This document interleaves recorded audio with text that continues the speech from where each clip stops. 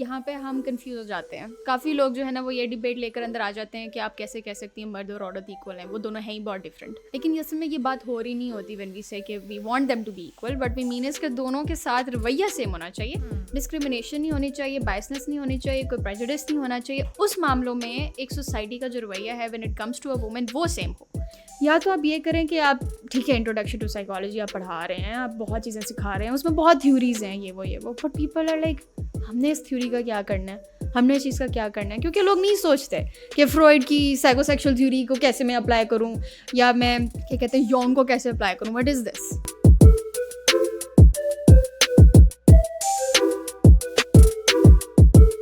अस्सलाम वालेकुम everyone, I am your host Hira Asif. एक इंटरेस्टिंग गेस्ट, एक इंटरेस्टिंग स्पीकर और एक इंटरेस्टिंग जर्नी के साथ आज मेरे साथ जो गेस्ट मौजूद हैं, she is somebody who has closely worked with human psychology, how their mind operates, what issues do they face, living in a patriarchal society, किस तरह के चैलेंजेस ख़वातीन को फेस करने पड़ते हैं on a day to day basis, उनको किस तरह से ओवरकम किया जाता है। इसके ऊपर उन्होंने बहुत काम किया है, बहुत बात की है, and I am so happy to have her today with us.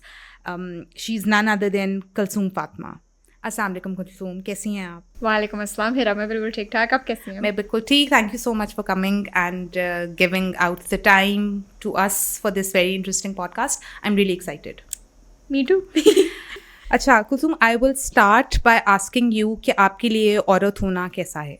How do you feel being a woman? अच्छा, मेरे लिए औरत होना इस तरह है कि if we talk about my experiences as a woman that have been very difficult सो फार। क्योंकि मैं अगर इमेजिन करूँ ना कि मेरी ज़िंदगी कितनी आसान होती अगर मैं एक मर्द होती, तो आई फील के मर्द ही पैदा हो जाना चाहिए था इस तरह की सोसाइटी में, और वाइट मेल पैदा होना चाहिए था। आपकी थोड़ी सी स्किन भी गोरी होती ना, तो शायद आपको ज़्यादा प्रिविलेजेस मिल जाते हैं। लेकिन अगर मैं इस तरह की बात किसी मर्द के सामने करती हूँ ना कि my life would have been a little bit easier if I was a guy, तो it's not something that they can easily accept. उनको होता है आपको नहीं पता कि मर्द के बहुत ज़्यादा चैलेंजेस होते हैं, बहुत मुश्किल ज़िंदगी है ये वो। आई कम्प्लीटली एग्री, मर्दों की ज़िंदगी आसान नहीं है, इट्स वेरी डिफ़िकल्ट, स्पेशली जब वो आगे जाके कंपटीशन इतना होता है, ऊपर से कोई मर्द दूसरे मर्द को बिल्कुल भी ट्रस्ट नहीं करता होता। It's very hard for them to open up with each other unless you know someone बचपन से। तो इट हैज़ बिन डिफ़िकल्ट। और फिर उसके अलावा भी आपके औरत के एक्सपीरियंसेस जो होते हैं वो इतने डिफरेंट होते हैं जो एक मर्द के एक्सपीरियंसेस के हिसाब से होते हैं, अगर आप कंपेयर करो दोनों को ना। क्योंकि बचपन में पैदा होते साथ ही मदर का बिहेवियर, सोसाइटी का बिहेवियर, फैमिली का बिहेवियर जो आपके साथ होता है when you are a baby girl as compare to when you are a baby boy, they are very different and it is so sad. It is, yeah but it is what it is I guess. In the end आप sad होते हो, फिर you कहते हो कि अब आप इसको चेंज कर सकते हो जब आप एक मदर को बताते हो कि this is not how it is suppose to be. क्योंकि इन दी एंड फादर भी चीज़ों को काफ़ी ज़्यादा फैमिली में लेके चलता है, लेकिन जो एक मदर जिस तरह मदर को लेके चलना चाहिए ना, वो वहाँ पे बहुत इंपॉर्टेंट आ जाता है। क्योंकि वहाँ पे मदर ही जनरली ट्रेनिंग कर रही होती है कि उसने अपने बच्चों की किस तरह करनी है, उसने अपने बेटे की किस तरह ट्रेनिंग करनी है, उसने अपनी बेटियों की किस तरह ट्रेनिंग करनी है।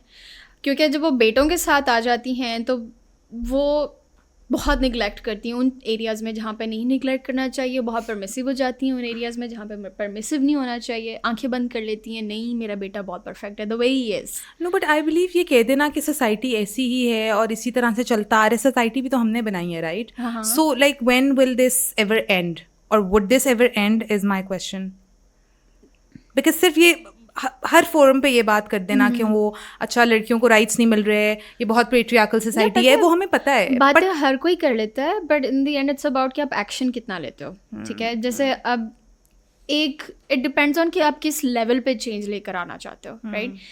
कि अब जैसे अगर आप एक गवर्नमेंट लेवल पे चेंज लेकर आना चाहते हो तो वहाँ से अगर आप स्टार्ट करते हो, लेट्स सपोज अगर मैं प्राइम मिनिस्टर हूँ और मैं चाहती हूँ कि मेरी मुल्क में औरतों को हक मिले, तो वो मिल जाएगा।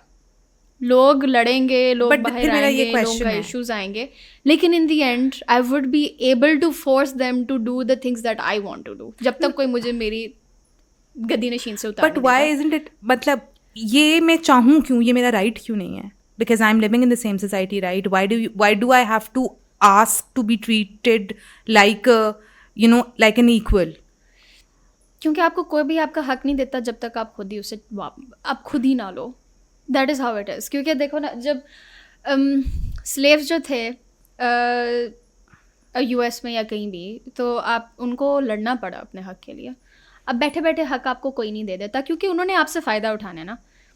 होता यही है कि आपको फ़ायदा मिल रहा है कॉन्शियसली, आपको नहीं पता आप उनका फ़ायदा उठा रहे हो, या आप अवेयर हो कि आप उनका फ़ायदा उठा रहे हो, या जो भी है, लेकिन आपको बहुत फ़ायदा है. आप नहीं चाह रहे कि ये सिचुएशन बिल्कुल भी चेंज हो, क्योंकि everything around you supports who you are.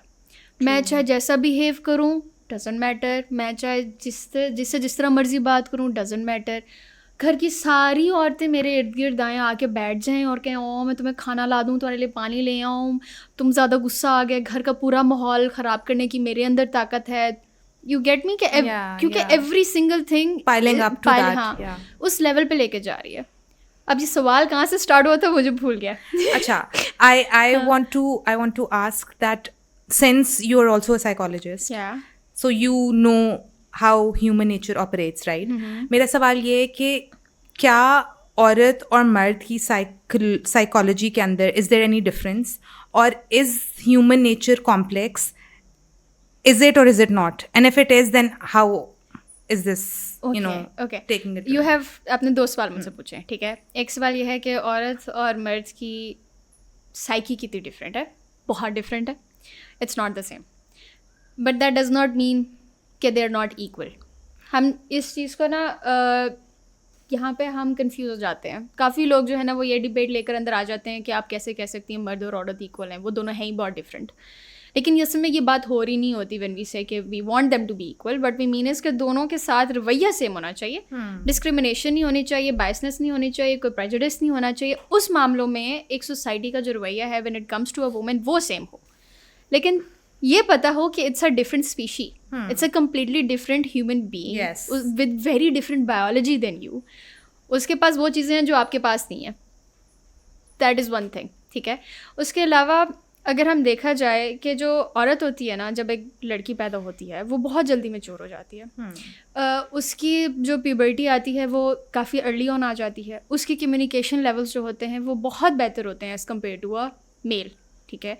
जब वो एडोलेसेंस के पीरियड में जाती है ना, लेट्स से 13 या 14 के टाइम पे, वहाँ पे ही वो इम्प्रूव होने लग पड़ती है. उसके मैच्योरिटी, हाँ जी. But the sad part is कि स्टिल उसको ये प्रूव करने के लिए पूरी लाइफ लग जाती है that she is worth, you know, everything, yeah, worth it, that she has potential and all, even though बहुत early age में mature हो भी जाती है, still इतनी battles face करनी पड़ती हैं throughout the life as compared to a male person. And I'm not saying that males get everything on a plate or a tray, बहुत effort करते होंगे, but still in the society we live in, it's so sad to see, because I've practically been in the field, I've actually met these women, and literally all they crave for is support from their families or a platform where they can, you know, अपने आप अपना काम display कर सकें या थोड़ी सी recognition.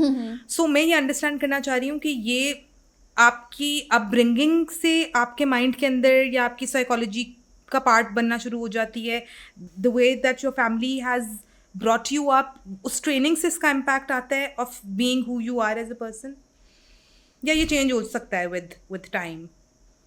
यहाँ पे ना 2 चीज़ें आती हैं, nature versus nurture. It's a debate जो साइकोलॉजी के अंदर चलती आ रही है. अ लॉट ऑफ पीपल से कि nurture is the only thing that matters. It doesn't matter आपकी nature is the only thing that matters. Doesn't matter आपकी नर्चर क्या है, आपकी तरबियत कैसी हुई है. But there are some people के नहीं, तरबियत is the only thing that matters. आपके जीन में जो है उसका कोई फर्क नहीं. What do you think about? I think it's always 50-50 ना, क्योंकि जब एक मॉडल है उसके मुताबिक हम ये कहते हैं कि आपके अंदर जितनी भी जीन्स हैं वो हैं, ठीक है, लेकिन वो अभी अंदर दबी हुई हैं. जब तक आपके अंदर आपके इन्वायरमेंट में ऐसा कोई स्ट्रेस नहीं आया, कोई ट्रिगर नहीं हुआ, वो तब तक बाहर नहीं आती. इस तरह जितने भी कंडीशंस होती हैं, हार्ट प्रॉब्लम्स हो गई, कैंसर हो गया, और भी प्रॉब्लम्स हो गई, राइट, स्ट्रेस है, जो क्लिनिकली तौर पे साइकोपैथोलॉजीज़ हैं, वो तब तक नहीं आती जब तक आप उन ट्रिगर्स के थ्रू नहीं गुजर जाते, राइट.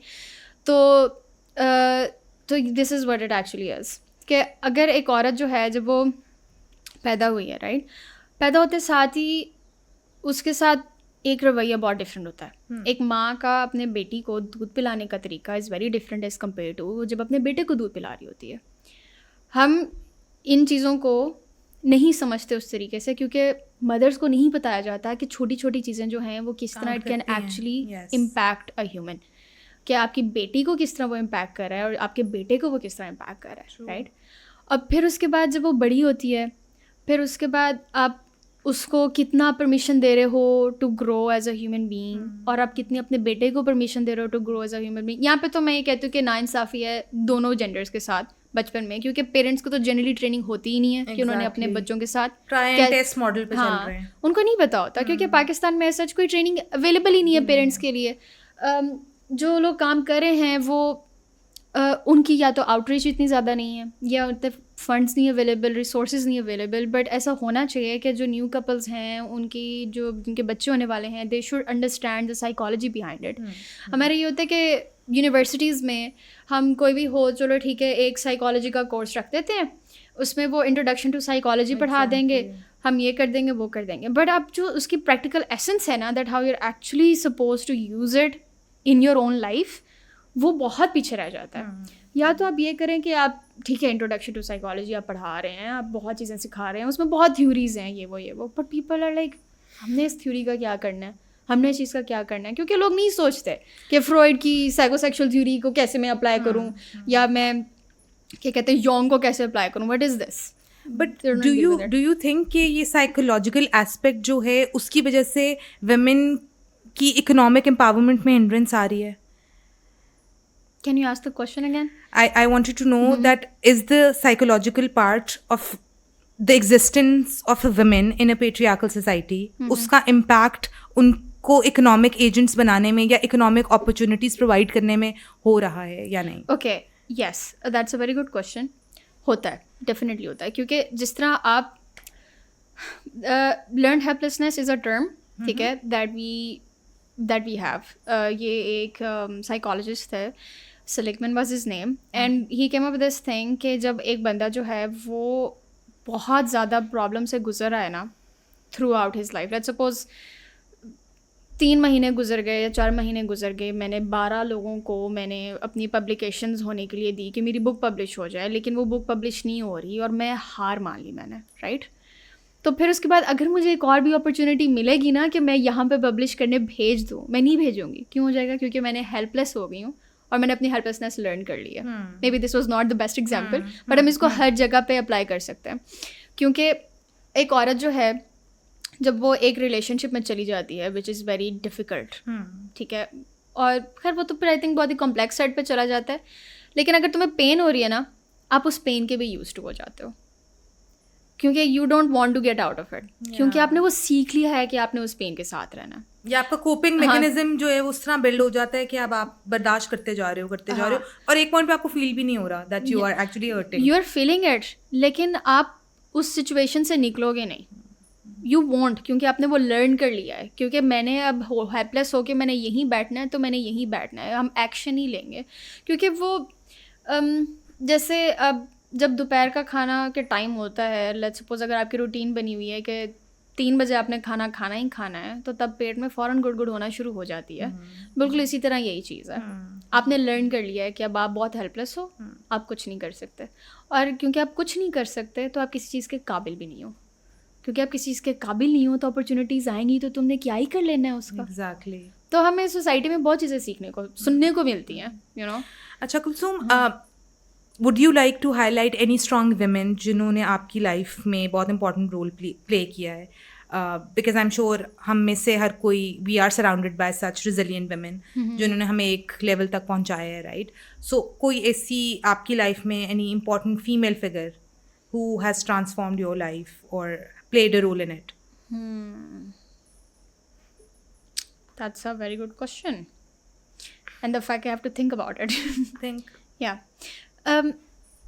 मैंने अगर बहुत कुछ सीखा है ना, तो मैंने मीडिया के थ्रू बहुत चीज़ें वगैरह सीखी हैं। कभी बुक से सीख ली, कभी मीडिया से सीख ली, कभी मैंने लोगों की बातों से सुन लिया। फिर वो होता है ना कि आपके अंदर एक वाइब होती है, वाइब कह रही हूँ, थिंकिंग होती है कि अच्छे बंदा कह रहा है तो अब आप क्या सोचते हो, आप क्या एनालाइज करते हो सिचुएशन से। मेरे इर्द गिर्द अक्सर औरतें जो रही हैं ना, at least in my family, have been completely brainwashed with the idea कि this is who they are. ठीक है. मैं अगर अपनी टीचर्स को भी बात करूं, दे हैव बीन ग्रेट अब जाके लेकिन अगर मैं स्कूल लेवल पे बात करूं, शायद ही कोई ऐसी टीचर हो स्कूल लेवल पे जो मुझे लगे कि दिस इज़ दैट पर्सन जो मुझे समझ सकता है और मुझे आगे गाइड कर सकता है. नहीं मिलते. वही तो लेवल होता है जहाँ पे you actually need somebody to hear you, ना need someone to be there for you. लेकिन जब हम एडोलेसेंट पीरियड से गुजर रहे होते हैं, वहीं पे तो टीचर्स की ट्रेनिंग नहीं होती. वहीं पे तो उनको नहीं बताया जा रहा होता है, समझाया जा रहा होता है कि अपने बच्चों के साथ करना क्या है. क्योंकि हमने इनका स्टैंडर्ड पढ़ाई का इतना लो किया हुआ है. और अगर हम एजुकेशन को ही ठीक कर लें, इतना अमेजिंग चेंज आ सकता है, इतना अमेजिंग चेंज आ सकता है. मैं आपको क्या ही बताऊँ. I think it was Finland में उनके जो एजुकेशन लेवल है दैट्स ग्रेट. सबसे हाईएस्ट पेड सैलरी जो है उनको टीचर्स को मिलती है. और वहाँ पे आप एलिमेंट्री स्कूल के जो अक्सर जो उनके टीचर्स हैं उन सब ने PhD की होती है. उससे वो लो लेवल पे टीचर्स को नहीं हायर करते, क्योंकि उनको ये पता है और उनको अंदाज़ा हो गया है कि इसी लेवल पे जब तक वो बच्चों की तरबियत जो है वो नहीं करेंगे तो आगे जाके उनकी एज ए नेशन वो नहीं काम कर सकते. अच्छा, इस पे मेरा एक क्वेश्चन है. How important is it for a women to be economically independent in Pakistani society? Because आपको पता है इकोनॉमिक क्राइसिस है, एक इंसान की इनकम से घर नहीं स्टेबलाइज हो पा रहा, बट स्टिल बहुत से इस तरह पाकिस्तान के इलाके हैं जहाँ पे खवातीन के पास स्किल सेट है, विल है, अवेयरनेस है, बट सपोर्ट नहीं है और वो प्लेटफॉर्म्स नहीं है जिसकी वजह से वो कुछ अपने लिए या अपनी फैमिली के लिए कर सकें. So what would you comment on that? जो इकोनॉमिक पावर होती है ना, that is what defines your relationship, ठीक है, with other people. And that is a reality that we all have to accept.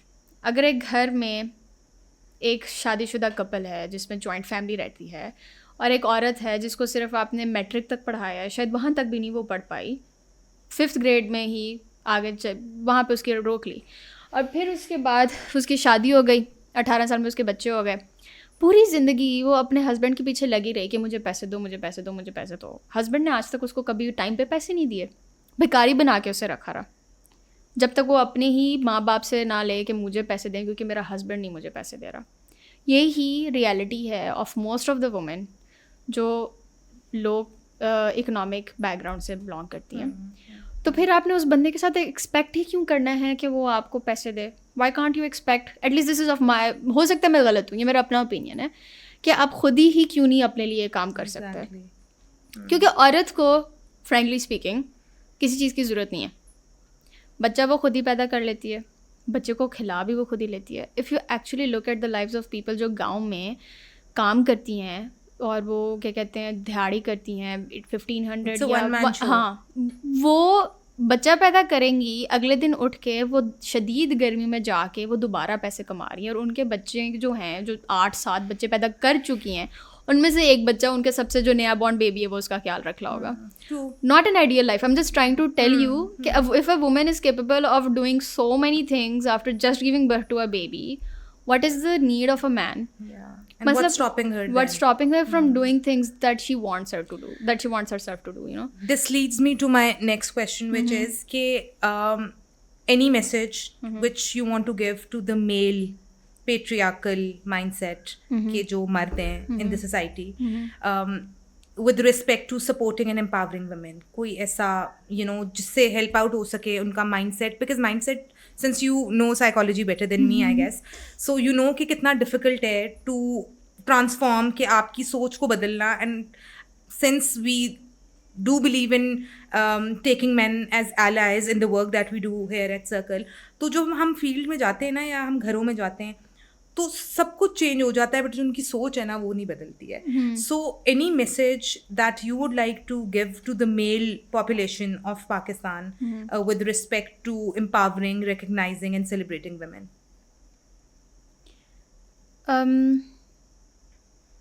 I would want them to, well, honestly, I'm not that important enough कि मैं एक पूरी mail population को एक ऐसा message दूँ जैसे मैं बहुत बड़ी चीज़ हूँ.